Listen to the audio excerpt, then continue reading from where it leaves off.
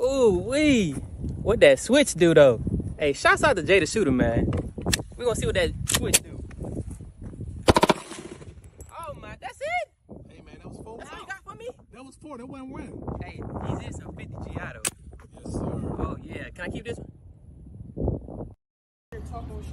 Nice little video for the day, baby. She was crazy, bro. Like, These real, two, you know. Wow. Oh, hold up. Hey, Yo, you Jaytheshooter? I don't know, man. You know this dude? You Jaytheshooter? I'm just here for switches. Yeah? You got them switches? Man, hold on. Hey, dog, you good? too close, man. I just want to switch. That's all. No, let him through. What you need, Just bro? a switch. You got them switches? Yeah, I saw you on YouTube. Yeah, you need them switches? Yeah. Those switches? Yeah. All right, come on, got you. No, Come on over here, bro. Come on. Yo, I ran into Hey, Jaytheshooter. step into my office, man. That's what I'm talking about, Yeah. baby. I got a switch, man. Get your ass about it, Why man. gotta be like that? Hey, man, look. Out the last one. Good. That's right. Yeah.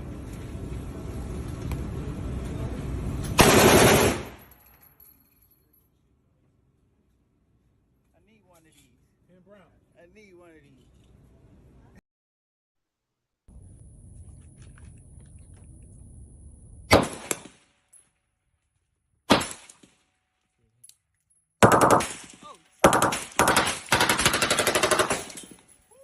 Damn, I don't know if I recorded.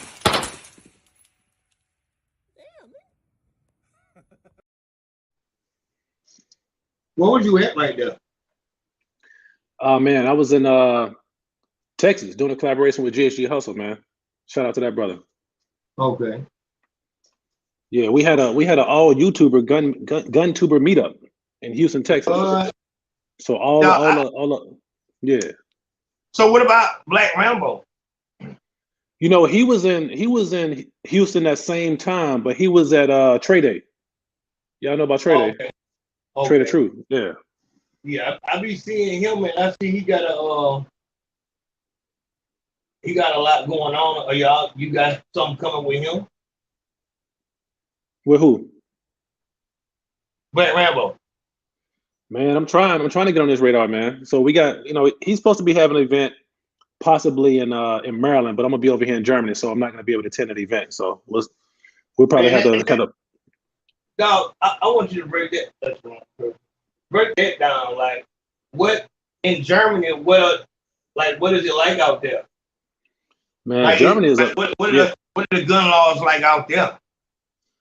I'm actually tomorrow. I'm gonna go to what's called a shooting house. Shooting house is they have little ranges in all the different little cities, and they have to go through almost a 3-4 month training just to become a licensed hunter in order to get their license to own a few guns. They can own like two pistols, and there's a certain number of rifles they can own, and it's primarily for hunting, but they go through a hell of a lot just to get their license out here. Yeah, that's like the UK. That's why they talk about. That's why all the rappers be having like masks and shit like that, and all they talk about is like knives for real. Yeah, for real. The knife game is serious out there. I used to live in England for 12 years, man, in the military. No. And yes, sir. I was living in England for 12 years, man. So bro, like people get shot in Chicago, they get knifed up. Manchester, London, them boys don't play about them knives over there, bro. I've seen a dude, not seen a dude, but I heard a story where a dude got axed. Dude hit dude in the head with an axe in Manchester, England, man. They don't play. They grimy over there, bro. Straight up. So like, what is the hood over there in England? Hey man, just like the hood in America, but they talk different. they sound funny. You know what I'm saying? So London, look, just Google it, man. They got crime. They have gun crime as well, but it's not highly publicized. It's not out there like it is in the US because, look, criminals go do what criminals do, man. The streets go do what the streets do. They go get what they need in order to defend themselves. So gun crime is still a thing, although guns are heavily regulated in England. They're heavily regulated in Germany, but people still get them. It is what it is. Black market's the black market. But the knives, whoo, them knives are something else, man. So for the people who may be coming in, y'all gonna have to catch it how y'all catch it. Today I'm here with a very special person. Jaytheshooter. Man, the fact that you from Alabama says a lot for the things you've done. Could you just run down a short list of everything that you got going on right now? Everything that you've done so far. Right. All right, man. So look, I got to show love to my brother, Red Phoenix. We're both SEV II. SEV II is a company that we established together. Red Phoenix, you right there, man. So we started this company, man. We're both FFL SOTs. We're both federal firearms licensees. And we didn't just stop there. We also went beyond being a federal firearms licensee, and we got our SOT license, which is a special occupational tax license that allows us to manufacture not only firearms, but also machine guns, small barrel rifles, SBRs, small barrel rifles, silencers, or whatever we want to do, you know? So that NFA SOT license just gives us a gamut, man, where we can pretty much, we can pretty much do anything we need to do. And the beautiful thing about that is we could manufacture those machine guns, and we do what's called an ATF Form 2. And we notify the ATF after we create our fully auto machine guns because we have the proper licensing to do so. So that's just a beautiful thing about where we are. Now, let me run down a few things that we got. So we're going to start off with SEV II. You guys who came in early, you guys saw the videos of him showing us shooting some of our fully automatic platforms. So we have our own AR platform. We have our own SEV II platform. We have our own gun. All right, we got to echo. All right. So we literally have our own gun. So you're looking at guys who have their own AR platform. It is ours. It's our serial number. It's our company's name on there, our city, our state. It's ours, our gun. And Red Phoenix, he's the builder for the company. He does a phenomenal job building those guns in addition to custom Cerakoting those guns. So yeah, man, that's what we're doing as far as the SEV II brand. We have long range precision. Red Phoenix will probably talk to you about that. Yeah, he's working on a major project to get some really cool 308s and anything you guys need, any caliber. We're working with a fantastic, magnificent barrel manufacturer out of Oklahoma, Infinity Precision. Ryan, shout out to that brother. He holds us down in that regard, so we can pretty much provide anything that you guys need, any caliber that you need. We can produce that firearm. In addition to that, we own a major percentage in a holster company. So HCM Holsters, HCMholsters.com. We own a percentage in HCM Holsters. We have a pistol company that we're bringing out. We own a significant percentage in that. So we're going to be able to make custom polymer 80s and provide those to you guys. In addition to us looking to become potentially the first, you see Billy smiling right there for a minute, he chuckled. The first African-American firearm parts manufacturing company, and it's going to be ran out of Jackson, Mississippi. So that's very soon going to come into effect. Give us about. All right. Yeah, my Jay, bad. One second. Moderators, I just posted a link. That is the link to his course. The course is going to be very important coming up. So I want the moderators to take that link that I posted and continue to post that just like you post the PayPal and the Cash App.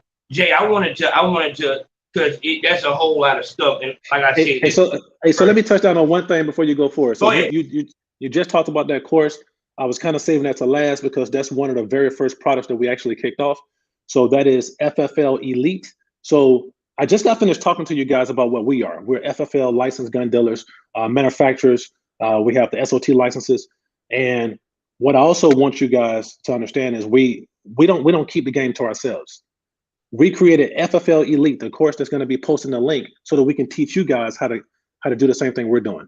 So we teach you how to become licensed gun dealers. So that course right there is groundbreaking. It's phenomenal because African Americans make up less than 1% of licensed gun dealers throughout the whole nation. And we're talking about 78,000 plus licensed gun dealers in this whole nation, and we make up less than 1%. So for us to create this course and provide it to you guys, we're looking for the entrepreneurs. If y'all are entrepreneurs and y'all want to tap into an untapped market in our communities, y'all need to be looking at that course. Just like that. Jay, I wanted to, and we got one person saying they need something heavy already. I wanted to ask you, and moderators, y'all have the link. Use the link. Jay, I wanted to ask you about with the thing that you have going on. First, how hard was it for you to get? Did you run through any like extra red tape because you were black to get this? Any like what step of the process did you start to see resistance? Did you see resistance, or was there no resistance? Was it just easy peasy? Yeah. So my story may be different from Billy's story, Red Phoenix story. I didn't see any resistance at all. I saw no resistance from let's say all the different steps, from the property owner to zoning to the licensing authority, through the county, through commercial unit. Man, look, commercial property for whoever you're gonna run your business premise through. I went with an office, started at home. I saw no red tape whatsoever. The ATF, even the ATF has been the most helpful. I would say, I look at them almost like, I hate to say this, but I look at them almost like a partner. I don't even hate to say it, because they have gave me so much game to teach me how to make my business more effective. And if it wasn't for the game that they gave me, man, look, I would still be trying to figure stuff out. So when I have questions, I jump on the phone and I'm hitting up the ATF agent like, hey, look, this is what we're trying to do. You know what I'm saying? The biggest thing is being able to convey what you don't understand or what you need answers to. And we try to convey that as best as possible. And they're responsive, they provide feedback. And I ask them beyond their verbal. When you're dealing with the ATF, you got to be very careful, right? So you'll get agents that'll tell you something, but when they tell me, okay, yeah, you can do it, and this is how you do it, I tell them, can you show me the policy? And they say, yeah, no problem. And they send me the policy. So now you got their verbiage, you got an email, and then you got the policy to stand on. So whenever somebody's providing you the policy and you can read them and they're telling you how to do it, look, man, yeah, they show love. So that's and the reason why I feel like this is so important is because that's not what we've been hearing. You know what I'm saying? When we think of ATF, we think of the feds, period, we think of red tape. And that's something that holds, I'm sure, a lot of us back. We don't feel like we can sell guns. We don't feel like we can have guns, let alone sell guns. So that's big. I feel like that's extremely important that you're saying, obviously, so you don't have a criminal background. Yes or no? No criminal background. So obviously, somebody with a criminal background, it may not be as easy. Oh, it's not gonna happen if you have a felony. You can't have a felony and get this federal firearms license. You can't have domestic violence in your on your report. You know what I'm saying? In your history. So I have very candid conversations with the ATF, man. I'm not afraid to have conversations with them. So I had an ATF inspection, my very first ATF inspection about a week and a half ago. And I asked the agent, I said, hey, what percentage out of all the FFLs, because I did my research, I knew there was 78,687 some FFLs throughout the nation. I said, what percent, I asked him, I looked him dead in his eyes, I said, what percentage of those FFLs are Black or African Americans? And he said, I don't know about the whole of the US, but what I can tell you, in Virginia, which is where I have my license, where I reside, he said in Virginia, it is less than 1% of all the FFLs throughout the whole state are African American. So that told me something. I said, look, Virginia is a very progressive Southern state. So Virginia is very different from, I mean, you're right outside the DMV, right? Right outside of DC. Yeah. So when you want to compare a progressive a Southern state like Virginia to a Mississippi or Alabama or even a Georgia, if it's less than 1% in Virginia, what do you think it is in those other Southern states? Way less. I never heard. That's what I'm saying. So once again, so when you guys look at FFL Elite, it's a game changer, because we're looking at, look, I'm not looking to take it from less than 1% to 50% to 80%. All I'm saying is we got to get in the game. Who is more vested who has a more vested stake in their own security, in their own safety in this nation? Who should have a more vested stake than us, given our history? No one. Like we should be. Yeah, we should definitely have a foot in that game, and that's really what I wanted to ask you about. Honestly speaking, do you feel like if we made it more normal for us, black men, black people, to have not only gun license, but gun dealer license, do you feel like we would get more respect from the police, or do you feel like it would make us more of a threat to the police? And Red Phoenix, I'm sorry, I'm just, you know what I'm saying, I'm zoned in right here. Jump in whenever though, Red. Hey, I'm gonna let him take this one. He's just as knowledgeable. We hold the same accreditation licensing. So go ahead, jump in there, Red Phoenix. To be honest, I think it's all about changing the narrative. You know what I mean? Like, you got to change what you see and how you see it. The media gets out there and says this, and this person says this, and what you hear. And this is after years and years and years of hearing it. You tell a lie enough times, everybody will believe it. You know what I'm saying?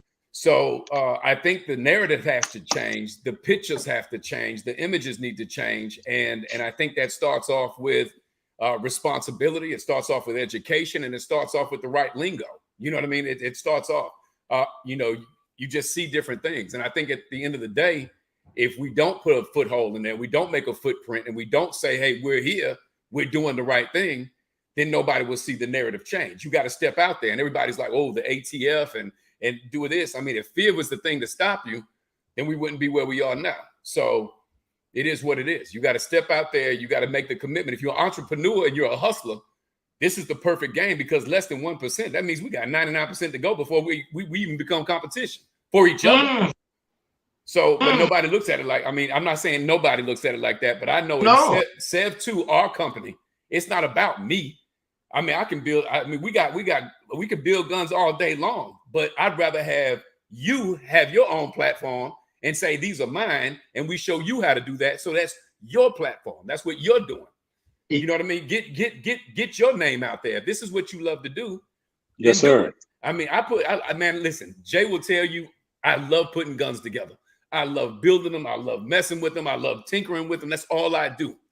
And if there's somebody else out there that's like that, why would you limit yourself and not put it out there that you want to do it?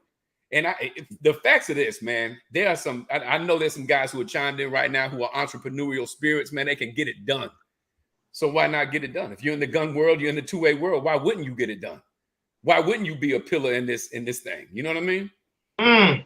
That's heavy. And for the matter, because this is different. Like, you know what I'm saying? Usually we're on the other side of this. This is why this is so big. Moderators, the link that you have is a link to the e-course. Okay, it's not a Cash App link. It's a link to the e-course. That course is going to get you taught how to be a guns dealer. Jay, could you give us the requirements? Because this is something different from the requirements of being able. Can anybody take the FFL Elite course, or is it just like, do you have requirements? Yeah, so you cannot be a felon. You have to be 21 years of age. Okay, that's pretty much it. You don't have to have, like I said, 21 years of age, not be a felon, not have any convictions that are associated with domestic violence, and you're pretty solid. The course breaks it all down, and I think it's in phase 1. The first couple of slides, it'll break down all the requirements of becoming a FFL. And yeah, like I said, if you just meet those 2 requirements, you guys are solid. You're in there. If you don't have a history, any kind of criminal background, you're good. Red, I heard you say you need to change the picture. Do you feel like the rappers nowadays, with, you know, the guns in the video, do you feel like that puts a bad taste in people's mouths, or what did you mean by the correct picture? Well, what I mean by correct picture is people who are out there doing it right. I mean, if that's selling and you're doing your thing, if they're safe with them, they're just guns in the picture. You can't judge a book by its cover. That's not the picture I'm talking about. What I'm saying is, I was a firefighter for 22 and a half years. I don't want to see a 6-year-old kid go out and shoot his brother by accident. That's not the image and what I want to show. So I want to educate. I want to teach. I want to be a leader. I want to be the tip of the spear to show that we are starting to make changes within and not using an external force to make us do what we're supposed to be doing in this game. So if you have guns in your house and you keep them safe, take a picture of that. Let people know that you're doing that for your family. Let people know that you're doing the right thing. That's what changes the picture. I'm not talking about just what you see on TV and whatever may happen, whatever people are hustling and doing. I'm talking about in the 2A world, you have a legal constitutional right to protect your family and to protect yourself. And you need to take that right and you need to expand that right, because that's something. And when I get to a picture, and what changes is that in certain communities, the police officers have guns and they mistreat these people, and these people have guns and they kill each other. We got to change that. That is not the whole image. And if we don't do something and we don't make changes and we don't change what we're doing by becoming the right picture, then it just stays the same. You tell a lie enough times, people believe it. So show something different and show that lie can be conquered. And this is exactly what we're doing. We're not doing it for us. The picture's way bigger than us. Indeed. You know, we created this platform, man, and we're going to all the top YouTubers, and they have become affiliates to the FFL Elite course. They're promoting the course. They're becoming licensed gun dealers themselves, and we're pretty much strategically approaching the individuals that have the ability to get into the eye gates of the community, their subscribers. Look at you. You have 100,000 subscribers. GSG Hustle, 180,000 subscribers. Yoki Stirrup.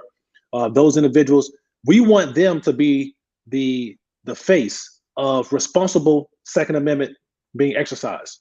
You know what I mean? If they can, you see what I'm saying? So that's why we're here. That's why I'm so grateful that you reached out to us, because you put us in front of the eye gate of your people, and we're talking about becoming legal licensed gun dealers who can acquire silencers, switches, auto sears, whatever. We're showing you guys. The only time you see it, think about it. The only time you see an auto sear is when some, unfortunately, black person's on TV getting arrested for it, as if they manufacture it. One second. What you're saying? An auto what now? Auto sear. That's a machine gun. So that little switch that's in the picture, that is considered by the ATF as a machine gun. All right, the little switch that goes on the back of a Glock, that's on the profile picture, that is considered a machine gun itself, because it makes your Glock perform like an automatic weapon. It turns your semi-automatic Glock into a machine gun. So so before today, anybody who's in this live, have you guys seen the legal ownership of those by any other black person, or have you seen the majority of times that you saw those, they're from the illegal acquisition, the legal acquisition of those, and you see people that are getting jail time, 10 years or whatever for those items. So that's why we're here, to show you guys how to legally, you know what I'm saying, obtain those and tell you our story about how we legally obtain them. And our course will show you guys the way. Because on this one, it's not showing up. Oh man, this is killing me. Oh. No, it's all good, brother. Everybody, they seen it while they was waiting for it. You know what I'm saying? Before we started live, so. Yeah, see, so we get so that's it. On one brand, I have it, but on the other brand, it's not there. Like, I don't understand this. But yeah, so yes, this right here.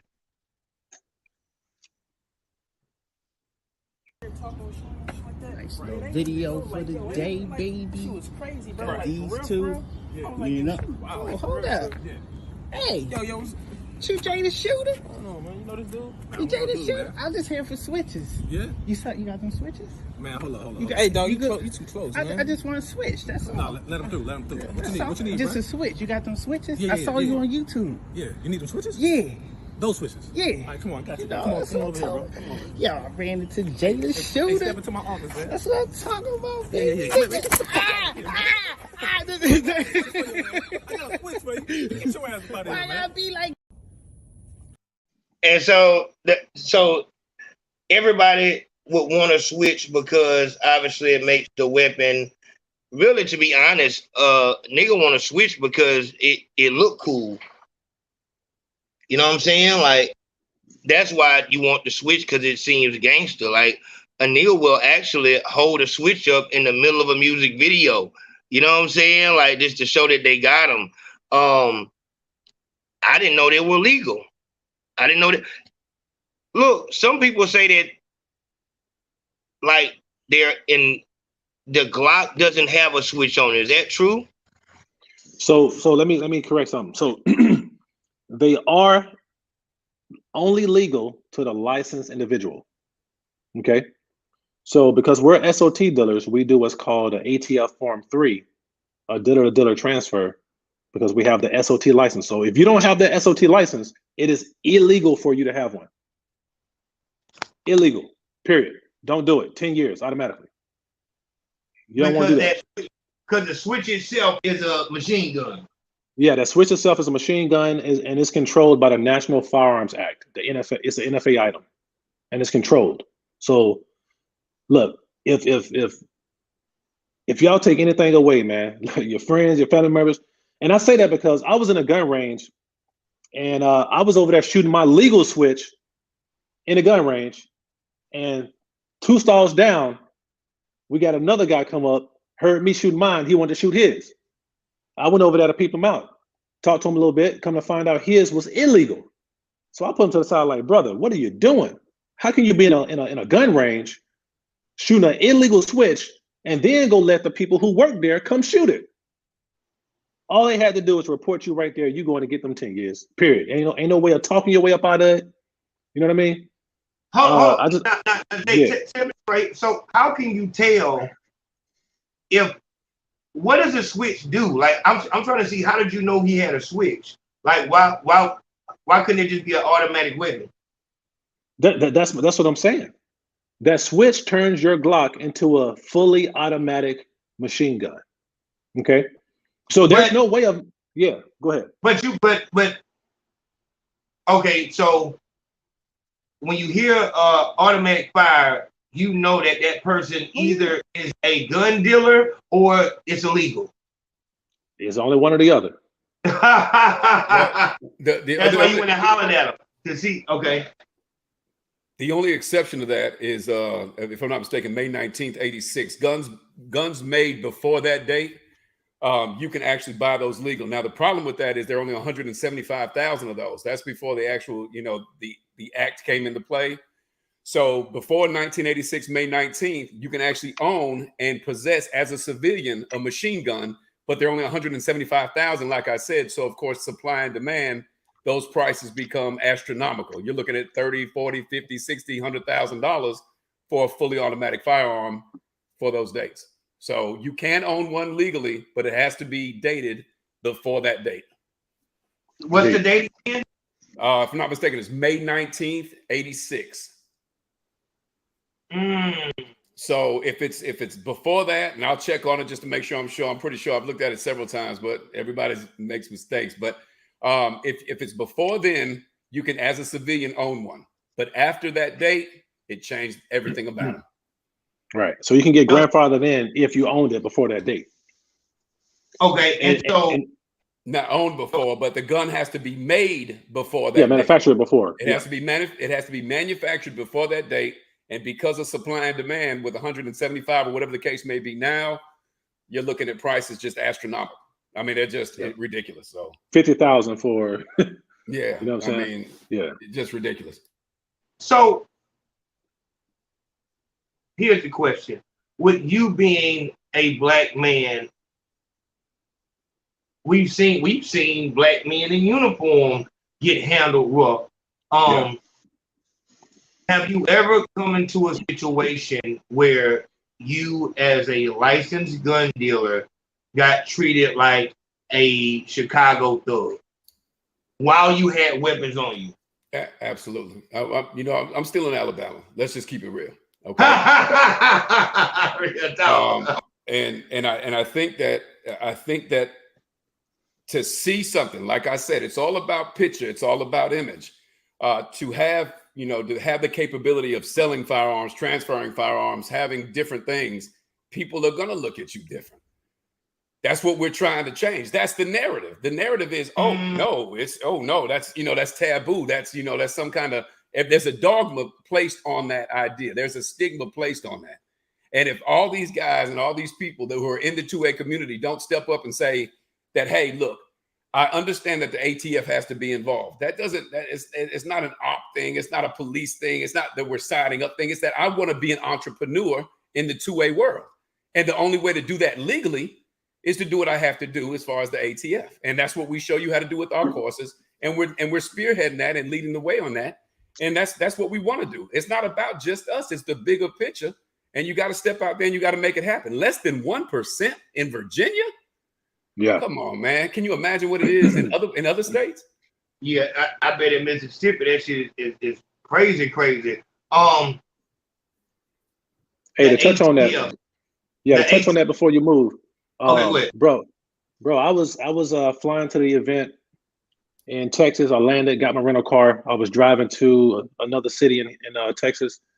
I got pulled over with 4 machine guns in the car. What? 4 machine guns in the car. I got pulled over by the police because I was speeding.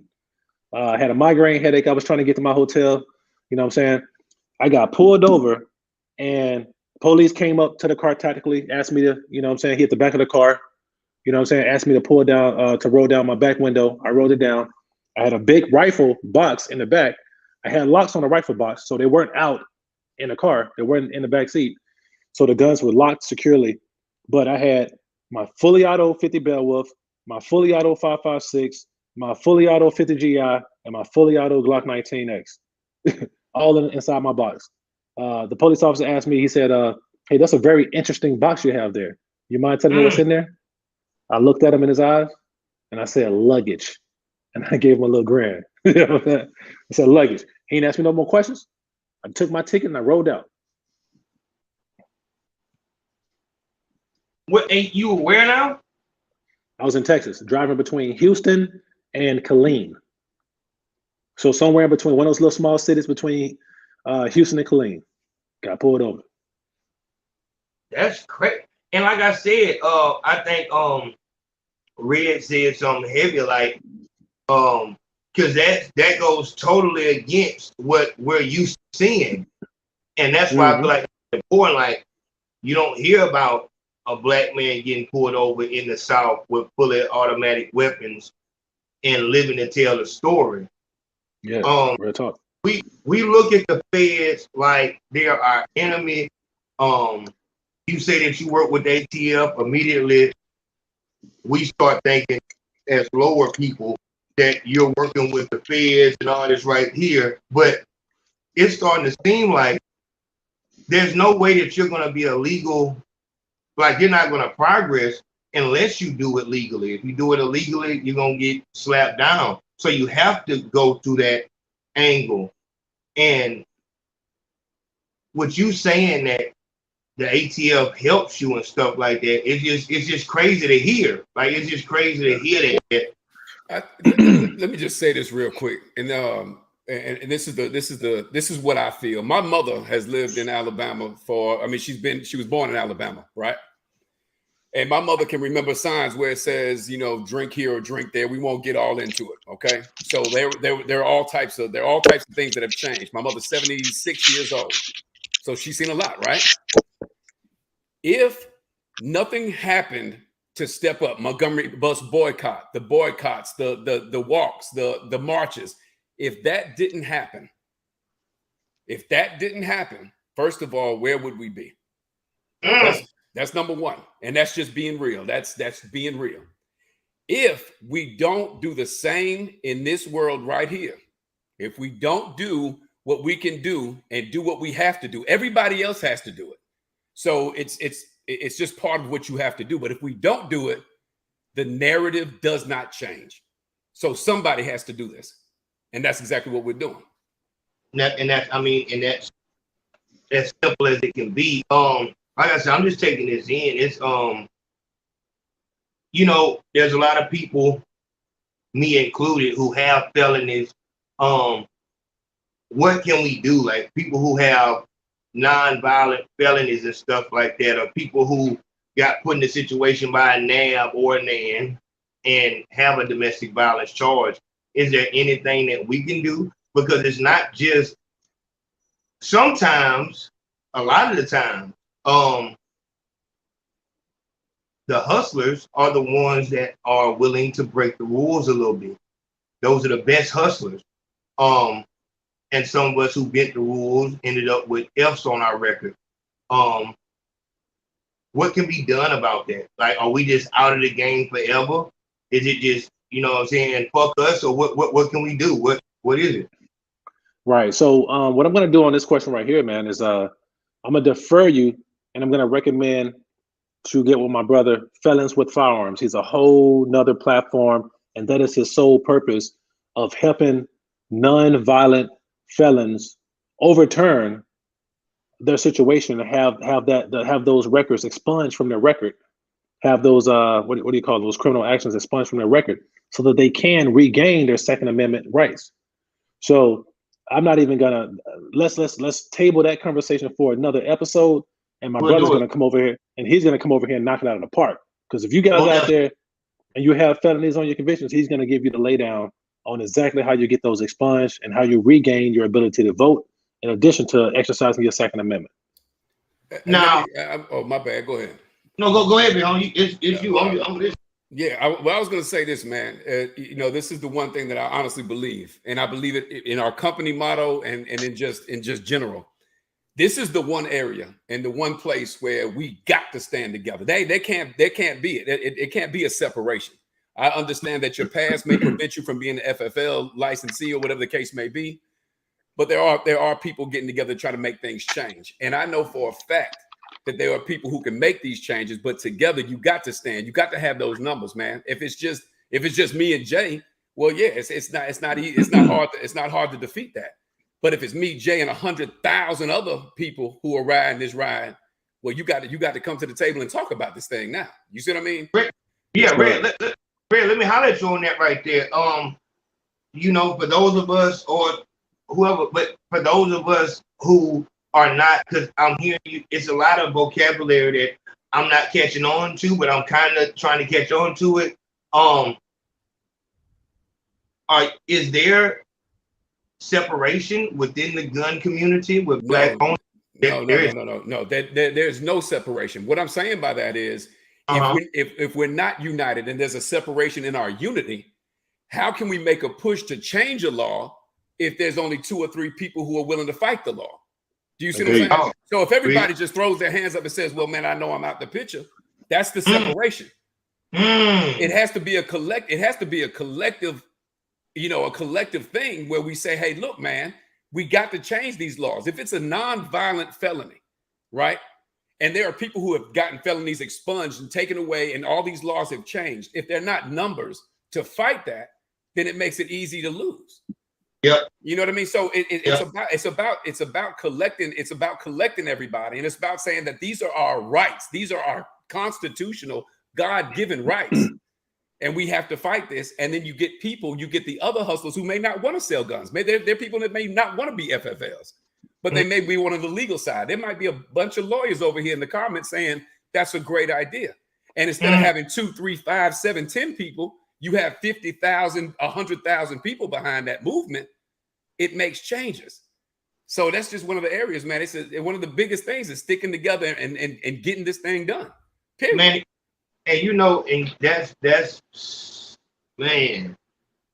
that's such a big problem for us in this community, the black community. We will find reason, and that's that Willie Lynch coming down for millennia to come, we will find a reason not to deal with another black man for anything. I don't like, man, I just ain't with all that. You know, like it's just they're older than me, they're younger than me. I don't like the guns that he likes and all this right here. We'll find any reason to not deal with each other. What is the solution that, because coming together with the Men Too movement, I thought I had something. You know what I'm saying? I'm dealing with something. The Me Too movement is evil. They're punking people out. Let's stand together. And it's just so hard to get us to stand for something. We all hate when a rapper dies, but you tell people, hey, don't support any media platform that encourages rap beat. Don't support any record company that signs a rapper that has active ops. Don't support any rapper that talks about dead people. But we can't stand together on that. But we all agree that we hate when rappers die. Right. How do you feel like? I think it all breaks down to conquer and divide. The more things that you can put in play to separate and individualize groups and people and all that, it makes it very easy to go in and take that out. I mean, it's like you can take it back to the 1500th century where they fought with swords or whatever. If I pull up with 100,000 folks and you got 10,000, you worried about that. But if I pull up with 10 folks and you have a 10,000, well, it just changes the whole thing. So this is just the area in which has been, and I say it all the time, there's a huge division, and it's a division of what has been the narrative in cultures, and that's it. So there's one culture that knows all about guns. You see with machine guns, Uzis, whatever, you can, I don't know, M134s, you know, Gatling guns. It's no problem. Mm-hmm. However, if you see something over here with a pistol, it's a problem. So that's the gap we got to bridge, and we have to normalize it first, and we have to come together in numbers to change policy. And do I know how to do that? No, I can't say that. I build guns. I like to build guns. But there's somebody in these comments that says that will have that thing like, oh, well, if I do this and I look back at this case law and that case law, and then we change this and we have this many people to sign this petition, that's the difference. Hey, so I that's think when things change. Yeah, if I'm gonna jump in real quick, man, I think that we're changing it right now by the actions that we're taking. So Ayo reached out to me. I didn't know Ayo personally. He came on my platform and was able to give up some of the shine from his platform to put some shine on the projects that we're working. So that's exactly how you do it. That's it. Is you reach out, you collaborate, you show that unity as a collective. We create our own platform. So what we're losing, I'm gonna tell you what the problem is. We are losing the marketing battle for how we're determined, how we're perceived. And we need more YouTube platforms like this that's putting that positive message out there, putting that wisdom out there. I heard you last night talking about the 3 S's, which I found that very powerful. I learned something from you last night. So we gotta continue to teach and be willing to be taught, and then exercise what it is we're being taught. That's how we make the change. And I told I had a consultation the other day, and I told a guy that a good leader is a good follower. Just like Red just said, I like to build guns. I like to promote and market things. You know what I'm saying? Like, so, you know, working with, I was never good. I tried to do that welding shit, even to cut wood, and I could never cut a straight line. I just couldn't do it. You know what I'm saying? So that wasn't me. But when it comes to thinking of different ways to promote and market, I really enjoy that. You know what I'm saying? And so that's exactly what it is. It's like, so when it comes down to making the gun, I'm quiet. I'm listening to what Red is saying. You know what I'm saying? I'm a divert to his expertise right there. And sometimes I get it with rappers a lot. Like, they think because they rap, they know how to promote, and they end up spending, you know, $10,000 on a music video that's not going to get 10 views. And that's where the problem comes in. And when you're saying we're losing a marketing war about how we're perceived, do you mean our image as far as, like, are you talking about like the rappers? I'm talking about the whole thing. So let me ask you a question. Okay. We are two black gun dealers, where is our representation in a greater marketplace? African American gun dealers in this nation. Do you think you think the CNNs, the Fox Newses are you know what I'm saying, biting at the bit to bring us on and talk about what we're doing? Not at all. Also, and right. you're not, you're not represented when it comes down, because, and when you said that, I'm thinking, okay, Obama had to listen to the LGBT people. They were represented. You know what I'm saying? And you gotta listen to the Karens. You gotta listen to the elderly. But you're right, that as far as a black gun dealer, that they don't have a voice at all. The NRA has a voice, you know what I'm saying? They could probably put something, but as far as black gun dealers, no, not at all.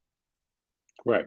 So like I said, man, from a marketing standpoint, we got to continue to do what we're doing, because we're reaching, I mean, you are reaching 100,000 plus audience every time you have that potential, every time you go live or every time you release a video. And the same thing for us. So the more we unify, my audience is your audience is whatever guests you bring on audience, we share those audiences, our voices become bigger and bigger and bigger. It's only going to grow at a time, in a moment of time. You're going to be at 1 million, 2 million. You keep on pushing and keep on grinding, and then they're going to have to listen to you. They're going to have to listen to us. Numbers. Yeah. Yeah. It's power. It's a numbers game. Yeah. So getting on to the more technical side of it, when we talk about guns, is there anything, Red, I want to point this question at you.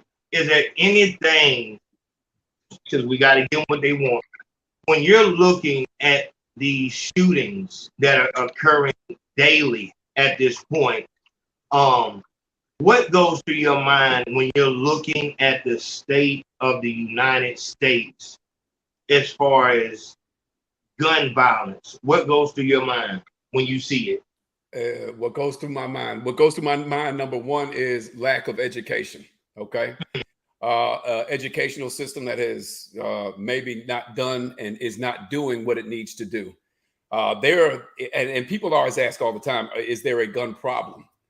And then my answer is always this: that gun problem is predicated off 100 other bigger problems that have to be taken care of to even start to say that there's a gun problem. You know what I mean? You can't, that's, and everybody's like, well, if we just take all the guns, it's all good, or we just do this, this, and this. When it comes to drunk drivers, what do you say? We're just gonna take all the cars away? So I guess what I'm saying is, when you say there's a gun, when there's a gun violence problem, that's not the problem. The problem is what's going on in that area to make gun violence or guns be used in violence. Do you see what I'm saying? And the second part of that is this: just like Jay was talking about earlier, in England and everywhere else, let's say you could, all the guns were gone right now. Do you think deaths would stop? Do you think that killing would stop? Nope. Okay. So, now you start looking at numbers. How many people get killed with knives versus AR-15s or 9mm or anything like that? See, now that's the thing, and that's where things can get spin. You throw that spin on there. So everybody says AR-15s are killing people, right? I mean, it's just they're doing this and this, but they don't show you the exact numbers of knives that have killed people the same year. So it's really all about perspective. How do you look at what you're actually saying right now? Is there gun violence? Absolutely. And if there were no guns, there'd be knife violence. If there were no knives, it'd be rock violence. If there were no rocks, it would be something else violence. So if you want to fix what's in play and the reasons for this, you're going to have to fix the predicated things that make this go down that way. Then that's a fact. How do you feel about this right here? Because doing research for the show, I found this type of stuff, that there are protests about all of this on their different sides of it. They say that the majority of Americans say guns should be more strict to get. I think what they're showing here is an increase in like the more strict it is to get a gun. What I wanted to see was, the more strict it gets to get a gun, do the deaths go down? You know what I'm saying? Now, let me ask you. Well, here you go. Here's one for you. Where do most mass shootings happen? Where there are no in gun-free zones. Yep. So in gun-free zones, you have more mass shootings than any other place. You know why? Because there are no guns.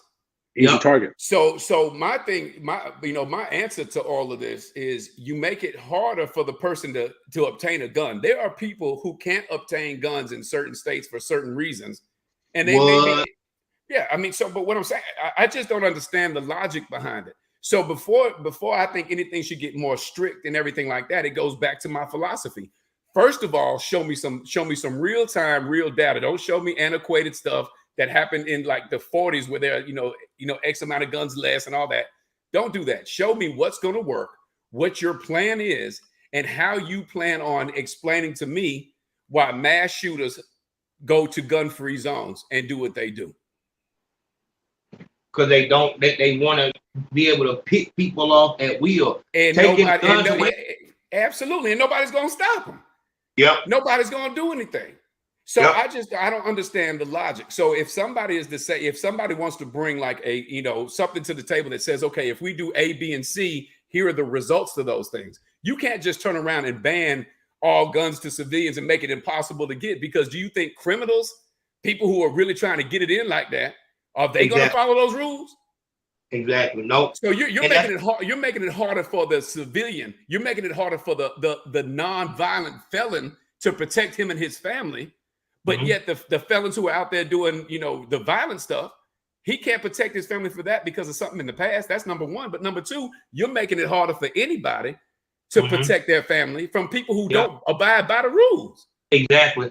Come on, man. Get a gun for $50. Yeah, that never made sense. So I guess this is the one where they're talking about the ARs and stuff like that. I'm hearing something about you can't have like the length of the stock or the length of the barrel can get you prison time. Is that true? That's a big conversation. We'll have to jump into that later on. But yes, you have to have certain stocks on certain length barrels, and there are rules behind that. That's a big topic, and we could jump into that and cover it. But go ahead. I'm sorry. No. You go ahead. I was saying. But I just think it all falls back to you make it more strict to get firearms. And another thing, weapons of war, right? You get into weapons of war.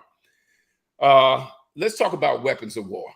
Let's talk about that for a minute. All right. So let's say I have me and my all my friends. I got 25 friends that have ARs and AKs, and we have all that, right? If somebody decides to drop a Moab bomb, mother of all bombs, and I don't know the technical name for it, a 15,000 bomb, 1,000-pound bomb that the government has, go drop it on my team, that's a weapon of war.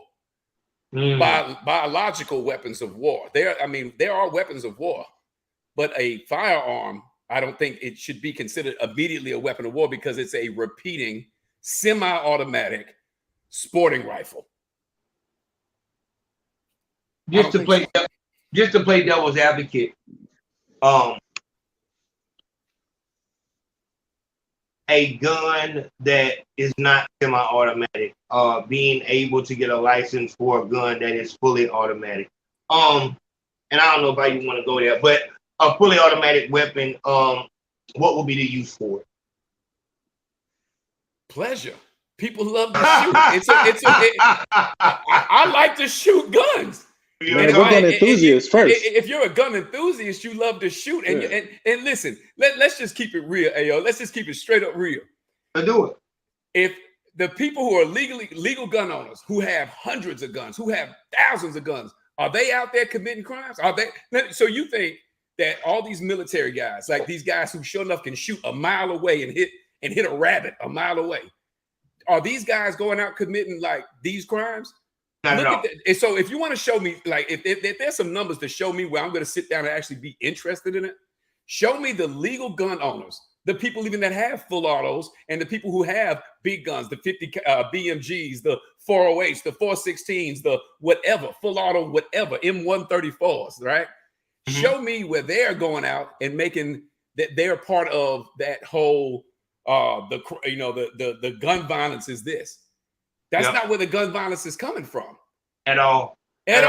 So so they throw there's a narrative thrown up where it's like, okay, gun violence is at an extreme rate, but it's not from legal gun owners. And you know what else? What I think what they would do is they would, cherry pick. They would say that Las Vegas situation, that situation where the Army dude was on the base, but those things are far and in between. That's not something usual. What we see usually is the bullshit of a motherfucker in a hoodie trying to shoot a motherfucker over some children. A motherfucker shooting up a house a million times. This is what we see, and this is what is right.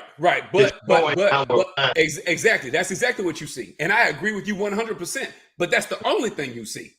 You don't see me training my daughter to know how to use this firearm to protect her, and you don't see us going out doing that type of stuff, and you don't see all the people who have protected their families to say that I protected my house, I protected my family. Because if you put those numbers up against what you're saying, it would change the numbers completely. You feel me? Like you see the guy with the hoodie, like you said, right? Yeah. But you don't see the guy whose daughter somebody tried to grab a daughter in the parking lot, or you don't see the person who somebody tried to kidnap somebody else's kid and somebody stops it in Utah. They try to let's not talk about that because I never heard of that. I never heard that at all. Right, but now it makes it look good.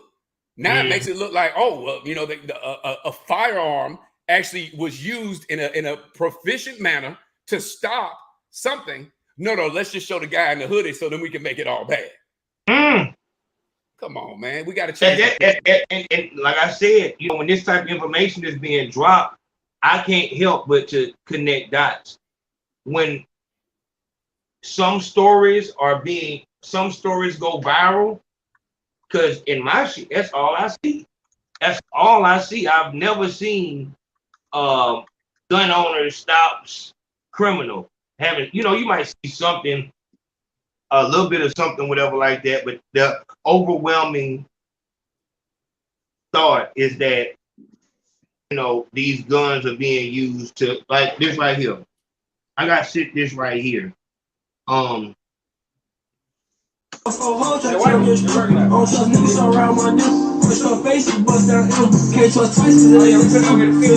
listen. Hey, hold on, Smitty. Glock. You know you there where you can do switches. Got you four, get the big glitch. Miss my dog, I steal my feet. Miss my dog, I steal my love. Hey, I wanted you to pause it at the back of that. I want to show you something about those switches. Okay. Pause it.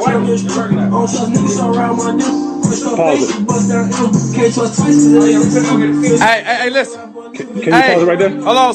I don't know how to pause it. I'm trying to. All right, don't worry about it. So what I want to say is, if you see at the back of those AUTOS, those switches, there's no company and there's no serial number. So that's how you know that those are illegal. Even the ones that have that fake Glock logo back there, those are illegal. They need to have a company's name and a serial number back there. That's what lets you know that it has the potentiality, unless they stole it, of being a real, I would say, licensed auto seer on an ATF Form 3 or an ATF Form 2 if you actually manufacture it.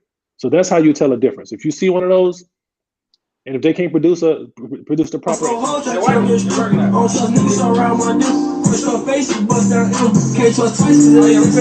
Hey, listen. Hey, hold on, Smitty. Glock. You know you there where you can do switches. Got you four, get the big glitch. Miss my dog, I steal my feet. Miss my dog, I steal my love. Yeah, so there you go. Ayo, so you said something a minute ago, right? You said this is all that goes through my feed. This is, what I'm saying, that these are the things that go viral. That's all about that picture, man. That's all about that picture. So this is what's going viral. You see that right there, and that's what it is. That's all it is. That's why we got to make the change. That's why we got to get on, your platform. Thank you for having us, and and making the difference, man. But and like I said, I know that Jay, I know you're working on the website. as I said, moderators, you should be posting this link, and we're gonna have Jay. We're gonna have Red. Also want to have Devin from Felon with Firearms. We want to have y'all back on. If it's anybody, also, if you're a lieutenant or better on the Patreon and you have a question for these gentlemen, you know, make sure you ask. First question, I'll start it off is like, so this course free. I like once you hit the link, what are you gonna see? Right. Hey, so first let me address this. Incognito, in a private chat, I put the whole link there. So I noticed that the link that you're putting is not the fully complete link. So let's post a right link that's in private chat if you can access that. That's not. I sent that one out. That wasn't that. Okay. Yeah, it cut off a bit. So you gotta grab the whole thing. I did put it in private chat. So if you take that out of private chat and send it to Incognito, he can post a proper link. So, all right, so that's that. Now the course is not free. However, the course is almost damn near free because what you're getting for $75, $74.99 is we give you a fully complete course that is voice narrated with 3 different phases. Pre-interview, that's all the steps that you need leading up to the ATF interview. Then phase 2 covers the actual ATF interview. So by the time you complete this course, you would have went through everything that the ATF will go over with you in actual ATF interview. And then phase 3, post ATF interview, that's once you got your actual license. These are some of the steps you need to take to get up and get your business off the ground and get your business going. Now, to add on to that, we also have corporate partnerships with companies. FortisPay. FortisPay is a very important company when it comes to you collecting payments for your gun sales. A lot of companies will shut you down if they understand that you're selling firearms and you're collecting money. So there are a lot of companies out there that are not two-way friendly. So we already covered that base for you. FortisPay became a corporate partner about a month ago. Now we also have Fastbound. Fastbound is the leading acquisition and disposition digital book for managing all of your firearms that are on your that are in your possession. So instead of manually writing out everything, we partner with a company that has all the steps and all the processes in order for you to do that digitally, and you can access it no matter where you are, via your phone, via tablet, via your laptop. If you're on the move, you leave your book at home, you lose your book, you don't have to worry about it. Everything is backed up and everything is in the system that's digitally for you. So we partner with them. We also became a corporate partner with the National African American Gun Association. So we're finalizing that stuff. That stuff is in the works. So if you guys didn't know, that is a real thing. You have a local chapter, you might want to look at joining that local chapter. The National African American Gun Association. We're partnering with them. Jay, if you could, I just posted it. Is that the right one? Yes, that's the full one. It has those unique digits, the Delta 772 Alpha Charlie. So you guys, if you want to click on this link, you're interested in buying this course, make sure you click that link because you're supporting Ayo's platform. He became an affiliate to the course. So when you purchase through that link, you're sending money back over to his platform. And that's definitely heavy right there. I got somebody that he's trying to get through. You have to go through the lieutenant link. Red, did you have any comments about the course? That course, yeah. I will say this: that course has been combed through, discussed, rediscussed, over-discussed. We have talked about, situational stuff, zoning laws. Man, I mean, it has gone through the ringer. So when you actually go through that, it is like a gateway to understand what to do, how to do it, and when to do it. And it gives you lingo. It makes it understandable. And in fact, it makes it where you don't have to sit there and read everything. You can push play, riding in your car to work, and get that information. So just an absolutely great course and well priced. Go ahead. I'm sorry. I think that's extremely important that you can actually listen to it because our people are extremely lethargic and procrastinators. You know what I'm saying? So, man, I want to do it, but just as soon as this live goes off, NBA YoungBoy video will come on, and now they just thrown all the way back off. And I don't know why we have that, but it's probably the same reason all we see is switches in videos with Lil Durk. You know what I'm saying? Like, you know, another thing that's crazy is that being legal, and this is what it is, like being legal, people will actually talk about you for being legal. Oh, it's a legal ass gun. They got a legal gun, man. You know what I'm saying? Like, it's not cool to have it. And it's just crazy the way that we think.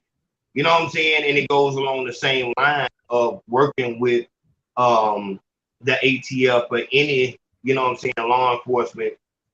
You're not supposed to do that. You're supposed to be out here gangster. You're supposed to go and get your 10 years, go do your 10 years, lose your whole family. You know what I'm saying? And come out broke. That's gangster. You know what I'm saying? Like, that's what it is. And it's just like a culture of death and destruction that we're just stuck in. You know what I'm saying? Like, do you guys talk about that? Do you guys do a podcast usually, or what? How often are you guys on the internet? We are in the process of doing several different things to get out there a little bit differently. So that is up and coming. That is part of our algorithm here shortly. But I would like to say this, Ayo. I mean, one thing that I preach to my kids now, man, when I was young, you know, didn't have a dad, you know, all this, all that, whatever, man, I can go through the whole little scenario with you, man. But at the end of the day, I thought the same way. I was young. I thought the same way. So a lot of the responsibility is the person who's watching that video. That person needs to be telling their kids, like I tell mine sometimes, like, hey, man, I'll tell you what's happening. What's cool is to be a nerd. What's cool is to get that education and go to, you know what I'm saying? So that's what I'm pushing. So a lot of this isn't just about, you know, these youngsters, because young kids are going to do it, but it's about us. It's about our middle-aged folks saying, hey, man, I got to change this. You know, I can't be 47 years old watching switches, and you know what I'm saying? Like, I mean, if you're doing it for a reason, that's one thing. But the fact of the matter is, it may be uncool for me to do it legally if somebody really thought that about me. But I'm grinding for my family, and my family eating off this. You know what I'm saying? I'm doing this the right way to show people to do it the right way. And to me, I think it's all that matters. To be honest with you, I don't give a damn what somebody thinks about me. If I'm doing it for my family, that's all that matters to me. If I'm taking care of my wife and my kids and I'm protecting them the right way, I want to be legal. Because when I get pulled over, that means I ain't got to go nowhere where my kids got to see me behind glass either. But I can still make something. I can still make something happen if I need to. That's right. You know what I'm saying? So you want to play with me? We can play. And believe me, that full auto, yeah, it's just to put your head down. Because I'm gonna go to semi-auto when I take them real shots. So what I'm saying to you is, it's cool because I can do everything that everybody else is doing and don't have to worry about where I'm going. And then being a hustler behind it, being a grinder, being a thinker. That's one thing I know. That's a real strategist. A real strategist. I know that's one thing about us that I know we got in common. I know every last one of us got that hustler mentality. Like, oh, I can, if I do this, this, and this, I'll get this. I know everybody got that. So if you do this legal in a less than 1% market, if you do this the right way, how much can you really get paid?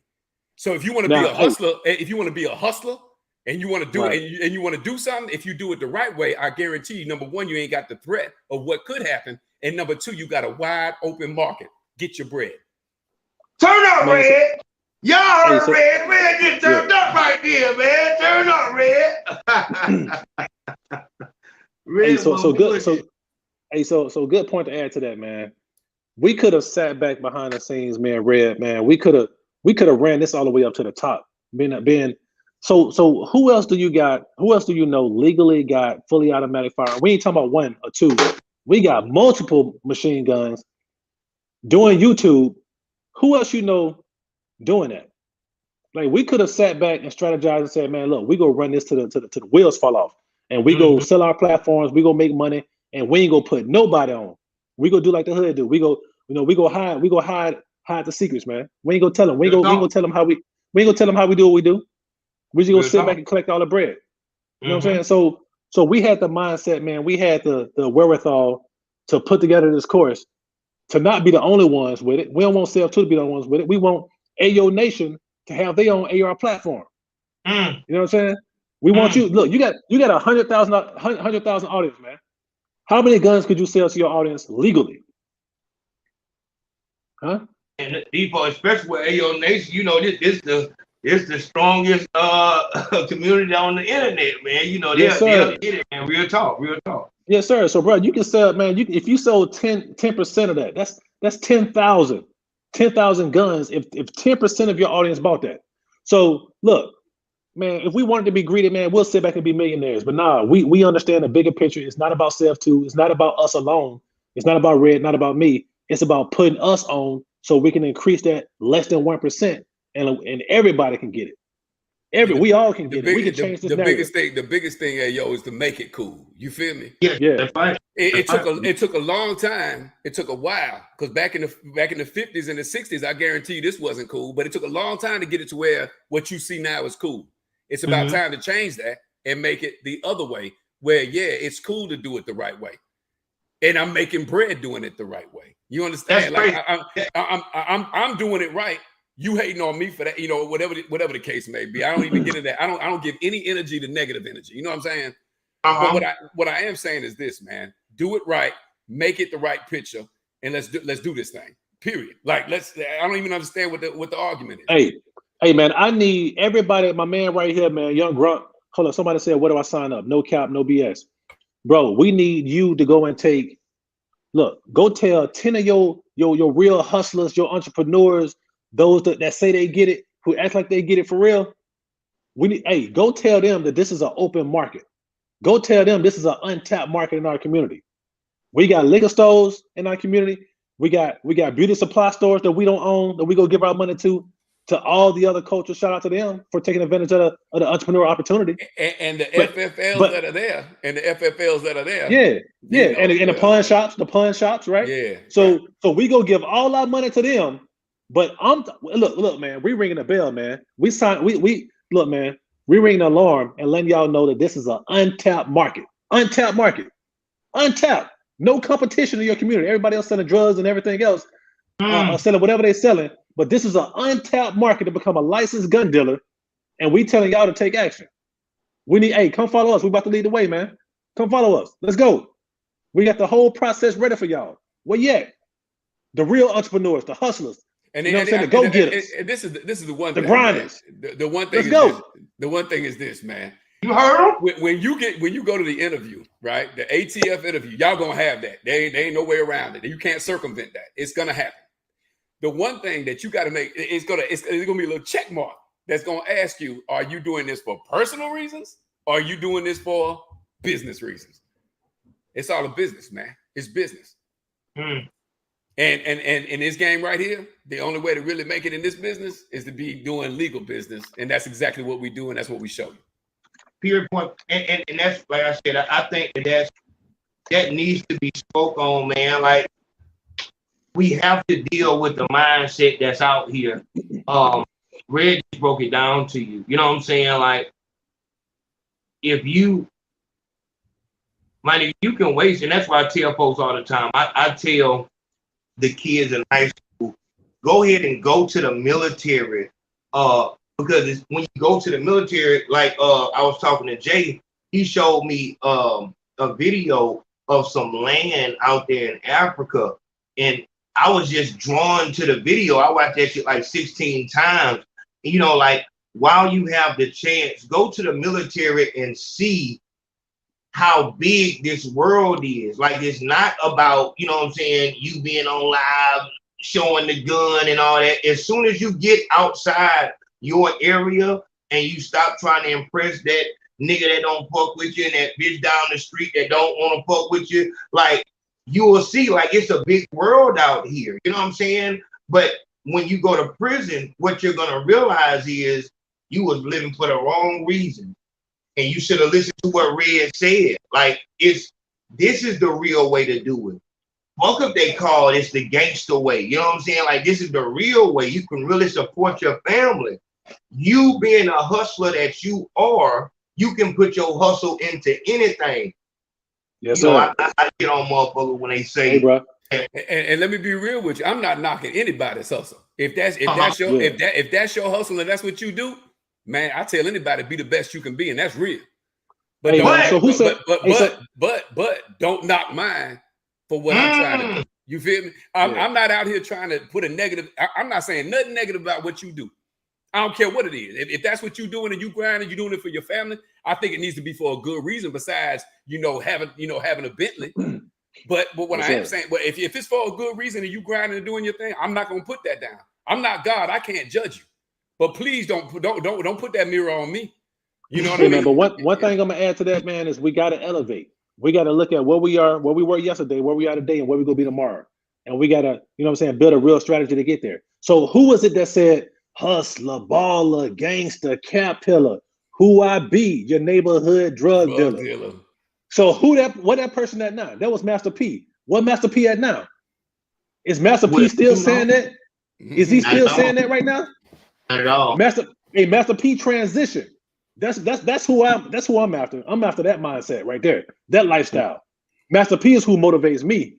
I used to listen to that and bop to that back in the day, but now I'm chasing Master P because he's the entrepreneur that I want to be. You know what I mean? Yeah.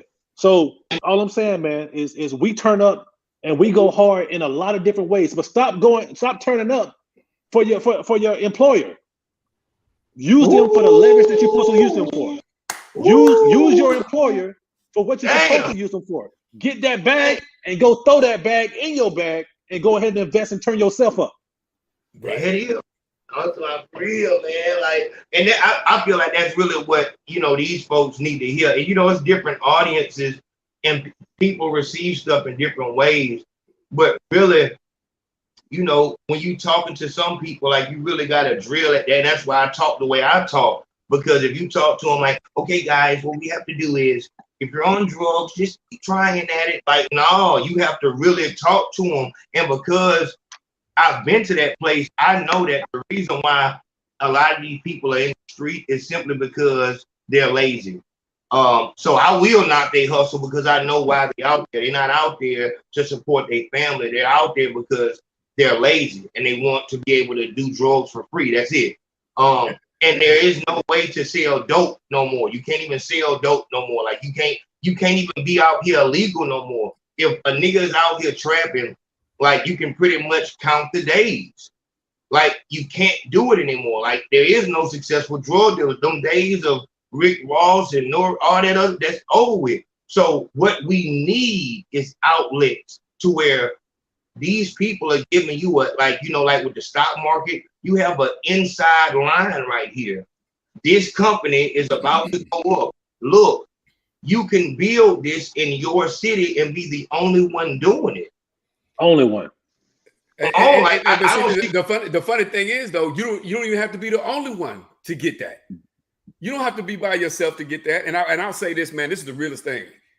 If you didn't think it was uncomfortable for me to do what I did to get here, you're wrong. It was uncomfortable. I didn't feel right. I mean, it is the ATF. And sometimes you feel uncomfortable doing things like that. But if you're not uncomfortable, you're not growing.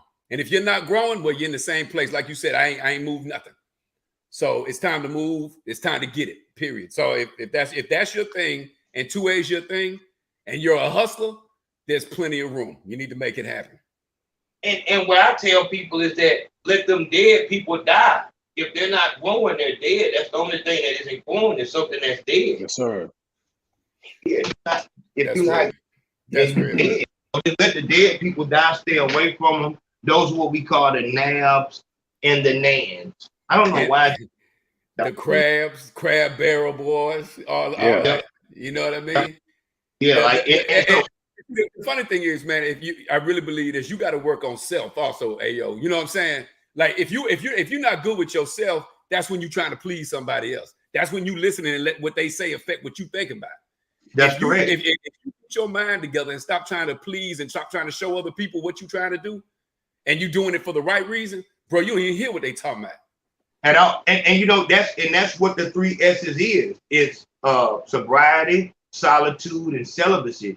Obviously, celibacy starts with a C, but it sounds better. But the solitude is so important when I was coming off the street 2016, 2017, like I was alone, but I was able to get in my cocoon at that time and turn into this right here. I was him out there in the world, you know, just retarded, living for the day, popping pills, licking Molly, and just living to die.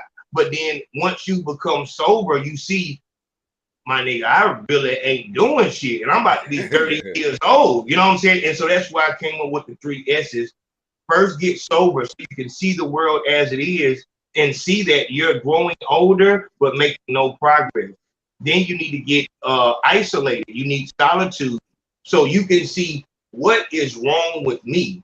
And that's one of the hardest parts, is being by yourself and having to deal with that. It's easy to deal with yourself when you got a bitch right here that's telling you how good you look, how good you trap.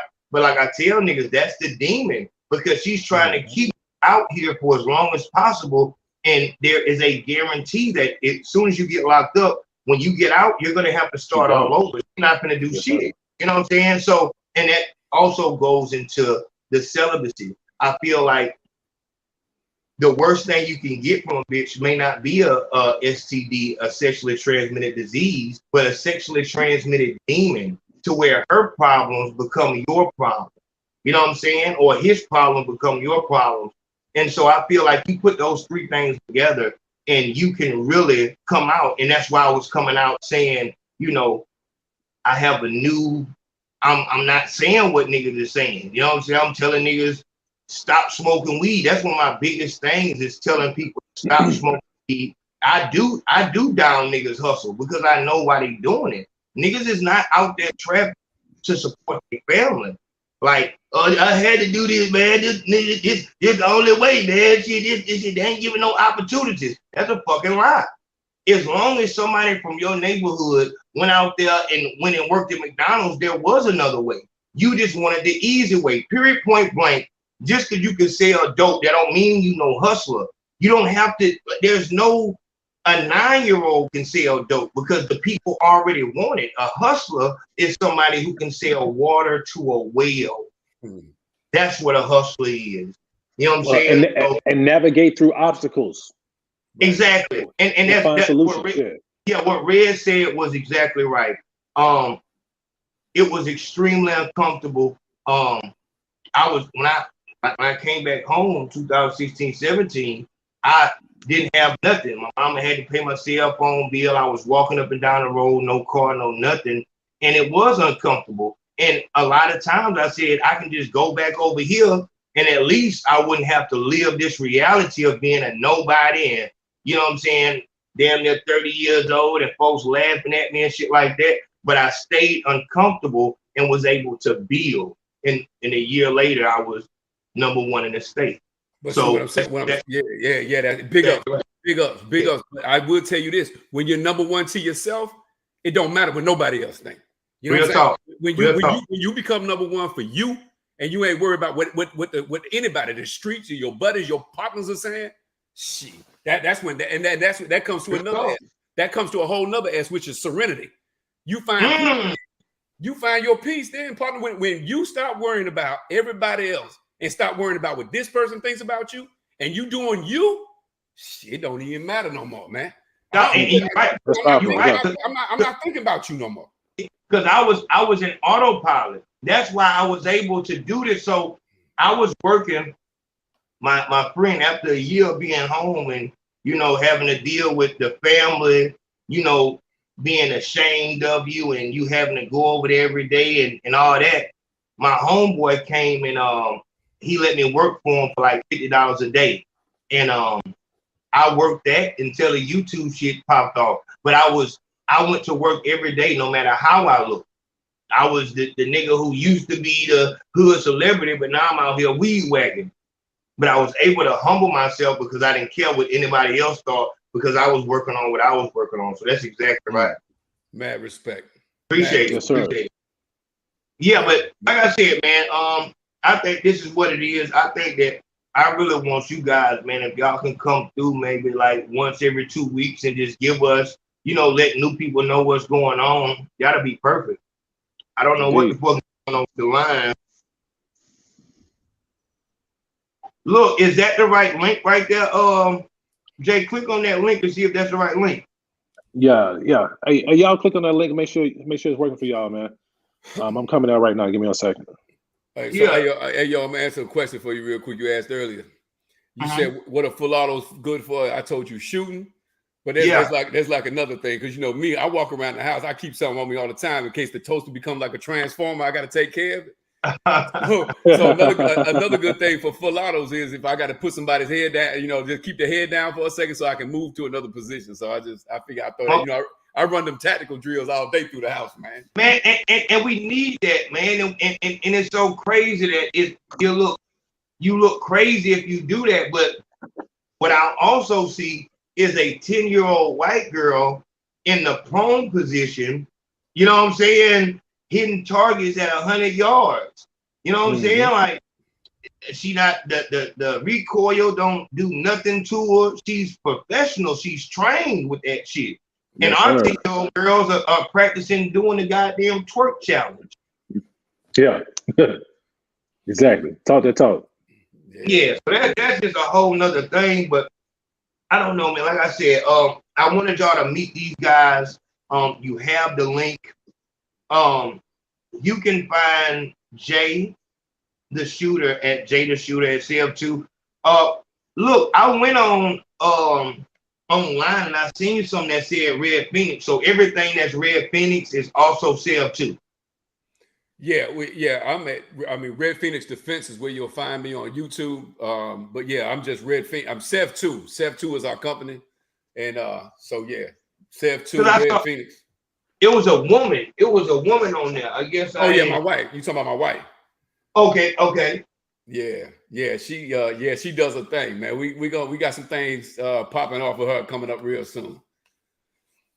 Okay, one more. I got one more thing. A fully auto AR build. Are you showing how you built the gun on that video? No, I'm just talking about it. Okay. And this is the stuff they got on their channel right here. And for those of you who came in late and you want to see some of the weaponry, this is what's going on.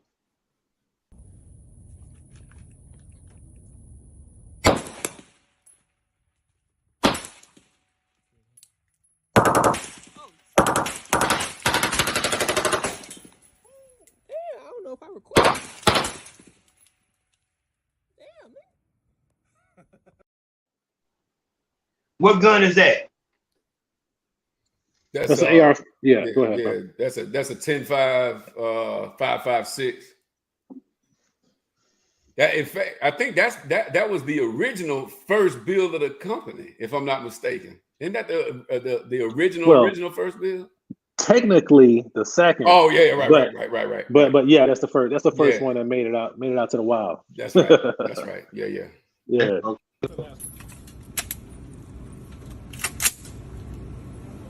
That's right. Yeah.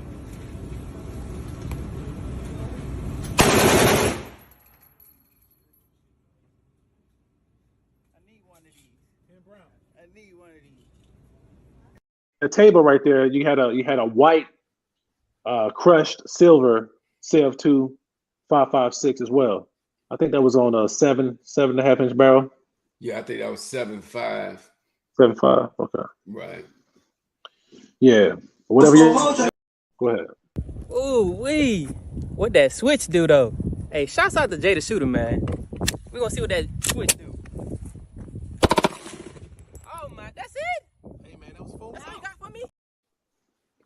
Hey, so that is the only fully auto 50 GI on YouTube. You ain't gonna find another one. The only one. We made history by putting that on YouTube right there. Full auto 50 GI. So our company is making history, man. We are the plug for the 50 GI platforms. We have an excellent relationship with Gun Crafter Industries. So if you guys are looking for a 50 caliber Glock, now we can't get you the full auto version, but we can get you the semi-auto version. Now you can get the full auto version. There's a way. There's a way. Hey, if you do that FFL Elite course, that's the first step. Hit the link, man. Get the link, man. Yeah. So like I said, we don't want, man. Go ahead. Which one was?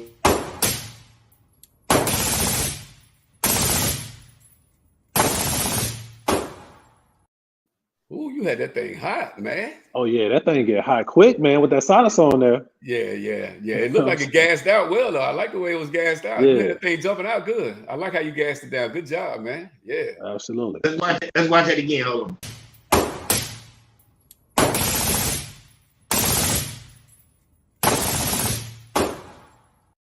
Yeah, you had that turned just right. That's Yeah. good. Yeah. I hope you Yes, did you mark the position? Nah, you know what? It's solid where it is. If I take the silencer off, you can tell the shells pop. Okay. Yes. Okay. Yeah. The shells pop back a little bit further back. Yeah. But it's gassed perfectly for with the silencer and without it. Okay, you got it right. You just got it dialed in. Yeah. That's great. Yeah, I got it down, so I don't have to do nothing to it. Whether I take that can off, I ain't got to adjust nothing. That look good. She's perfect. Yeah. What was that at? That was at a range. I found an indoor range that lets me shoot full auto here in Alexandria, Virginia. Well, in Alexandria, Virginia. Yeah. So every range doesn't allow fully No, auto. sir. No, sir. No, sir. No, sir. Yeah. Yeah, they'll stop that quick. Especially when that 50 Beowulf go full auto. Yeah, that was an EOTech red dot on there. So I predominantly like to shoot outside because it's less restrictions, less rules. You know what I'm saying? If I'm gonna take something out as big as my 50 BMG, I can take that out and shoot it. You know, not many ranges will let me shoot a 50 BMG indoors. So if I'm outside, you know what I'm saying, it's no rules. It's on you. So I love that. I saw a comment that says that, somebody's afraid of the ATF. And to be honest with you, I know a lot of FFL dealers. I know a lot, meaning I know all different types of them. And I think everybody has a little bit of something to it. So it's not uncommon. It doesn't matter who you are. It's uncomfortable because you're doing something that is kind of tabooish, and there's a lot of controversy behind it. So it can be that way. So don't let that be a discouraged thing. Like I'm not going to do it because of, like I said, being uncomfortable, but doing it the right way. You're good. You're good. They got policies. Hey, so case in point, I'm in Houston. I was actually in Killeen, Texas, a day before the GunTuber YouTube meetup that we did in Houston, Texas. I get a call from the ATF. They like, yo, they didn't say yo, but they said, hey, they said, I'm paraphrasing. They said, we want to come and do a inspection of your firearms, that you have in inventory. So I'm nervous as hell. I'm like, damn, man, what did I do? Maybe they seen us turn up on YouTube, shooting full autos, letting everybody shoot them. I'm like, damn, what did I do to prompt them to call me right before this YouTube event that I'm really about to turn up at this YouTube event? You know what I'm saying? What prompted them to call me? So I was nervous as hell, man. I get to the interview. I'm nervous. He's there to do his job. I'm asking him questions, you know what I'm saying? Just trying to find some comfort, you know what I mean? But everything went well. I passed with flying colors. But even me, my very first ATF inspection, I was nervous as all out, man. You know what I'm saying? But by the end of that conversation, the ATF agent actually liked what we were doing. He said, look, we don't see anybody building brands. You guys are building a brand. He said, within 1 year, you own a holster company, you own a polymer 80 company building custom polymer 80s. You guys got farm parts manufacturing on the way, and you got SEV II brand going crazy. He said, you don't see that. And he said, especially with African Americans being less than 1%, you don't see that. So that motivated me, and my nervousness, my anxiety, that uncomfortable feeling I had going into the interview, it went away. It went out the window. So we got to have some very candid conversations. And I pulled up FFL Elite. I showed it to him. I pulled up me shooting with GHG Hustle. And I asked him, I said, hey man, how does the ATF feel about me saying, telling people that you can get these switches legally? How does the ATF feel about that? I know I'm saying it, but how does the ATF feel about it? The ATF told me, hey, look, you're telling the truth. You're telling them how to get it legally. He didn't have a problem with that. He supported everything. He endorsed everything we got going. It was to the point that the ATF agent invited me to come and do some long range precision shooting with him because he's into long range precision shooting, and I have a Barrett M107A1 50 BMG sniper rifle. He said, "Yeah, come and learn with us, man. I do these competitions once a month down here. If you want to come and stop by, come and stop by." That's how comfortable we were with each other, and he gave me a lot of game. I know that's a very uncomfortable position to be in with being invited, and I'm probably gonna go because I want to try to further that and get more game because he gave me a lot of game during that ATF inspection. If you don't hit me up, I'll bring some of them things out.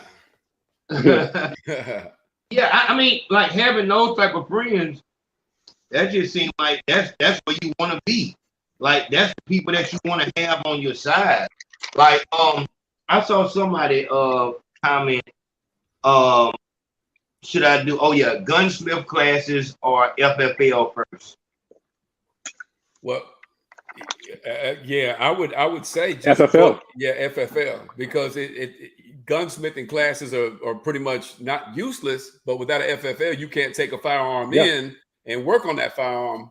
So exactly. if you get the hard part out the way, and believe me, you can go to 100 gunsmith classes. Lord knows I've taken enough of them. But the biggest thing is getting them in your hands and just touching them and looking at them and So FFL, definitely. It's like keys to a car without the license. Right. Damn. You got a brand new car. You got keys to the car, but you ain't got no license. So what you gonna do? You get pulled over. ATL come knock on your door. Hey, we hear you've been gunsmithing and assembling guns for people. It's time to go ahead and come pay up. Yeah, they're gonna take that. They're gonna take that Ferrari, dog. They're gonna take that Ferrari. Yes, sir. So go ahead and get that license first, and then go to the gunsmithing class. Yeah. How much? So after getting, obviously this class is a steal at only $75. How much does a person need after that to start selling guns?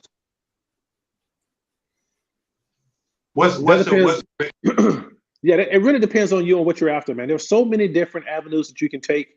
You don't have to take the route we're taking, which is a very expensive route, to manufacture and build your own firearm brand. You can literally conduct transfers for people that are local to you. That means that people within your local community can go online, buy guns from other distributors or other gun stores, have that gun shipped to you as the FFL, and you conduct the transfer for the customer. And you're gonna make somewhere between $35 to $50 per transaction. So it's not unheard of to only focus on transfers. That way you can build your money. So I'm hearing this correctly. You saying that you can pretty much just middleman hustle. Mm-hmm. You can middleman hustle, man, until you get your money up. Yeah. And then when you get your money up, you can start hitting the distributors and finding out what is the minimum amount of guns that you can buy from them that's required. Some distributors are going to say, hey, look, you can buy 1 gun at a time. Other distributors are going to say, we want you to buy 10 guns at a time. And once you build relationships with all the distributors, the ones that you can, and the relationships that you build with the distributors are dependent upon your situation. If you're a home-based dealer, some distributors don't want to mess with home-based dealers because they know they're going to, spend less money. They only want to deal with the bigger storefronts or people who have offices. So it all depends on your situation. Your situation is different. Billy, you got anything to add to that? No, you're good. So it's just pretty much like just building a relationship with the dope man.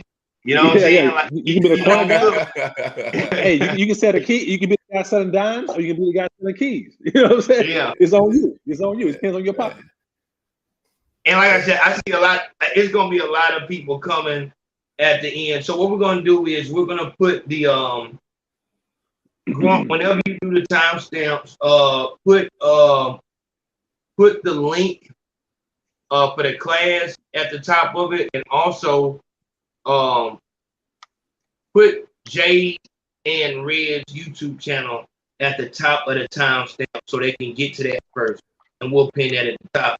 Hey man, is there anything else y'all want to bring? Because with this show right here, everybody, I know they're gonna come to my inbox and gonna have so many questions. So let's say about, you think 2 weeks from now, you guys will be available again?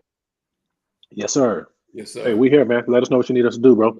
I'll tell you what. I'll tell you what I do want to say, man. I just want to say thank you. I appreciate the opportunity to get out here and talk to you. Love what you're doing, man. Thank you. Red, I appreciate that. And you know that's so crazy because and you know I appreciate that because usually people don't in this culture, people don't appreciate the stuff you do, and it feels good to be appreciated. I appreciate that so much. That's real. Absolutely. I thank you guys for coming and putting value on the channel. And like Yeah, I so said, brother, I'll see y'all next time. Y'all want to get with it, the link is there. Make sure you use the link that we're posting so you can go through my link to get there so you can support the channel.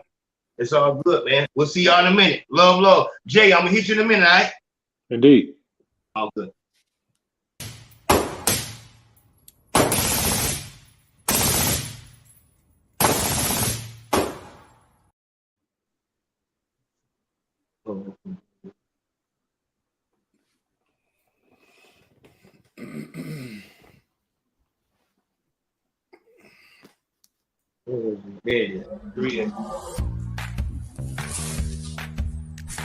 Oh, hey there.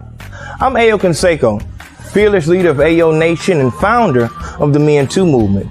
You may know me from such YouTube videos as the attempted murder of DJ Academics, YNW Melly's Mama is a Thought, or the top 3 rappers that would die in 2019. Oh no, I'm not predicting the future or presenting the news today. I actually want to ask you a couple of questions.